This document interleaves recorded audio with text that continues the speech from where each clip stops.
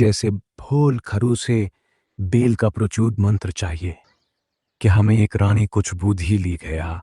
Bell की आवाज करने लगे। आवाज धीमी, थोड़ी थरथराती, फिर जोश में आती हुई। अरे भाई सुनो, आज मैं इस कहानी को सिर्फ नहीं सुनाऊंगा, मैं तुम्हें उस बाजार के बीच ले चलूंगा जैसे तुम खुद वहां खड़े हो।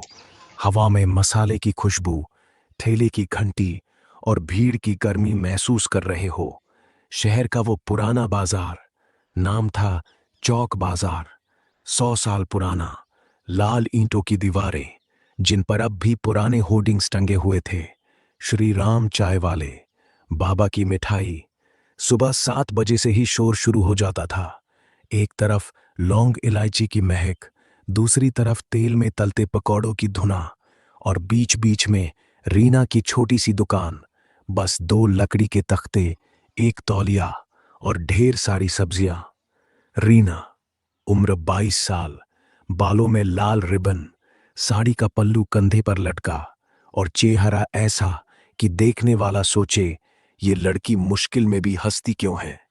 उसके पिता रामलाल पिछले 2 साल से बिस्तर पर, किडनी फेल, दवाइयों का खर्चा और घर का किराया सब रीना के कंधों पर।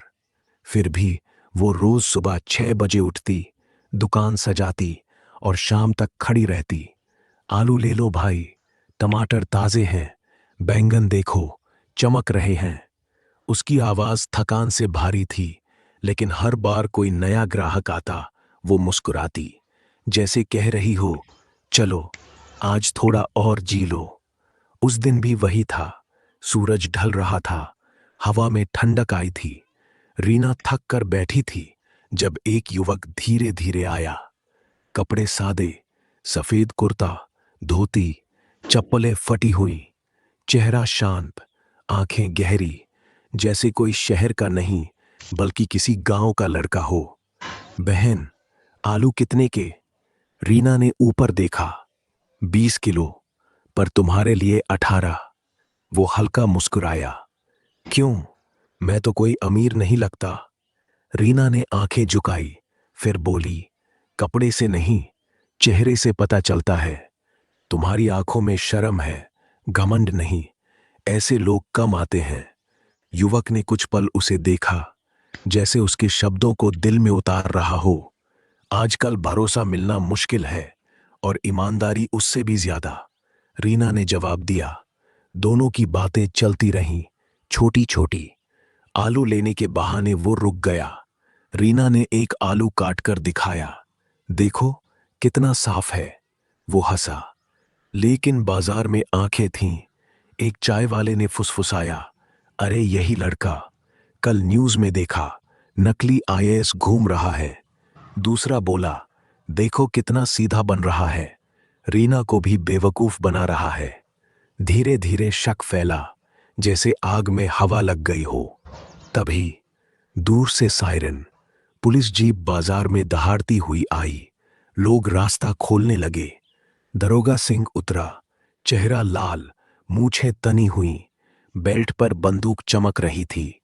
सब लोग ध्यान से, सूचना मिली है, एक नकली आईएएस यहां घूम रहा है, लोगों को ठग रहा है। भीड़ अड़सन। कुछ ने बिना सोचे उसी युवक की तरफ इशारा किया। दरोगा तेज कदमों से पहुंचा। नाम क्या है तेरा? आरव मिश्रा।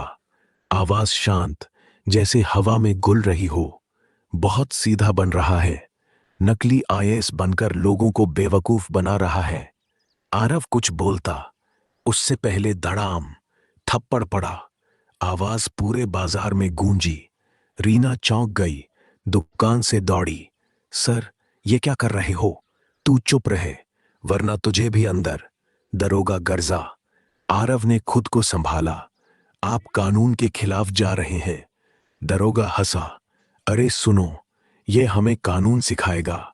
भीड़ में हंसी। कुछ लोग मोबाइल निकालकर वीडियो बना रहे, कुछ चुपचाप देख रहे, और रीना का दिल धड़क रहा था। गुस्सा, डर और एक अजीब सा दर्द। दरोगा ने आरव को धक्का दिया, चल थाने। आरव ने बस इतना कहा, आपको इसका पछतावा होगा। बहुत गहरा पछतावा। अब आवाज और गहरी। थाने का कमरा, दीवारें गीली, पंखा चरमराता, हवा में सिगरेट और पसीने की महक। आरव कुर्सी पर बैठा, चेहरे पर लाल निशान। दरोगा सामने। अब सच बता, कहां से नकली आईडी बनाई? आरव ने उसकी आंखों में देखा। मैं फिर कह रहा हूं, मैं असली आईएएस हूं। कमरा हंसी से गूंजी उठा। सर, ये तो फिल्मी हीरो निकला। एक सिपाही बोला। लॉकअप में डाल दो। दरोगा का आदेश। जाते जाते आरव मुड़ा। सच को देर लगती है, लेकिन वो कभी छुपता नहीं। कुछ घंटे बाद दरोगा कुर्सी पर लेटा था, जैसे जीत गया हो। फोन बजा। हाँ बोलो। दूसरी तरफ कड़क आवाज। तुमने आरव मिश्रा को पकड़ा है? जी सर, नकली आईएएस है। दरोगा हंसते हुए। खामोशी। फिर वो आवाज और सख्त। वो नकली नहीं, जिले का नया आईएएस अधिकारी है। आज ही ज्वाइनिंग होनी थी। दरोगा के हाथ कांप गए। फोन गिर गया। आंखें फैल गईं। ना, नहीं, ये नहीं हो सकता। तुमने बहुत बड़ी गलती कर दी है। अब देखो क्या होता है। फोन कट गया। दरोगा भागता हुआ लॉकअप पहुंचा। दरवाजा खोला। सर, मुझे माफ कर दीजिए, मैंने गलती की। आवाज कांप रही थी। घुटनों पर बैठ गया। आरव बाहर आया। चेहरे पर चोट, लेकिन आंखों में कोई गुस्सा नहीं। बस एक गहरी, ठंडी शांति। गलती नहीं थी ये तुम्हारा घमंड था, जो आज टूट गया। दरोगा सिर झुकाए। मुझसे बहुत बड़ी गलती हो गई। आरव ने कहा, जब तुमने मुझे मारा था, तब तुम्हें लगता था ताकत मेरे पास है। आज डर क्यों लग रहा है? क्योंकि अब ताकत सच की है। दरोगा चुप। कोई जवाब नहीं। अब थोड़ा जोश में। अगले दिन बाजार में वही शोर था, लेकिन माहौल अलग। हर कोई उसी की बात कर रहा। सुना, वो लड़का असली आईएएस निकला। दरोगा सस्पेंड हो गया। ऊपर से केस चलेगा। हमने बिना सोचे उसे दोषी मान लिया। रीना ने दूर से देखा, दौड़ कर आई। भैया, आप सच में? आंखें नम। आरव मुस्कुराया। हाँ, लेकिन उससे पहले मैं एक इंसान हूं। रीना ने हाथ जोड़े। मुझे माफ कर दीजिए, मैं आपके लिए कुछ नहीं कर पाई। तुमने कोशिश की थी, वही काफी है। भीड़ इकट्ठी हो गई। सब शर्मिंदा। एक बूढ़ा आदमी आगे आया। हमसे गलती हो गई, हमने आपको पहचाना नहीं। आरव ने सबकी तरफ देखा। आवाज शांत लेकिन गूंजती हुई। गलती पहचान की नहीं थी, सोच की थी।